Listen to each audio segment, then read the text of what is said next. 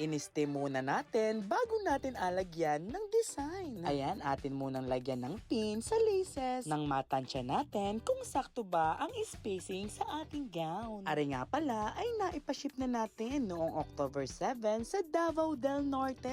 Ano ka iyon, sa Visayas or Mindanao? Ay ako'y napasearch pa nga ni at are ay sa Mindanao pa. Ay pag talaga lang ay napakalayo. Ang motif nga pala ng ating client ay chocolate brown na gagamitin ng ating client para sa kanyang tatlong flower girls. Ay talaga lang ay napaka-sexy. Chores! O diba? Napakatagal nang na-record ang video na are at talaga lang ay full storage na tayo. Kailangan magbawas. Pa-cocktail dress nga pala ang natipuhan ng ating client para sa kanyang mga flower girls. Syempre, noong una, plain lamang dapat ang gown na are. Malakas tayo mag-sales to. Maganda nga naman kung may kaunting accent or design sa kanilang gowns. Ang kasalan nga pala ng ating client ay ngayong December na. O diba, parang 2 months before their wedding ay nasa kanila na ang kanilang mga gowns. Kasi nga naman, mahirap nga namang ma-rush. At if ever na may minor adjustment or may adjustment, ay magagawan pa ng paraan. Kaya ngayon pa lang, Ma'am Maria Cristina, ay binabati ko na kayo ng congratulations in advance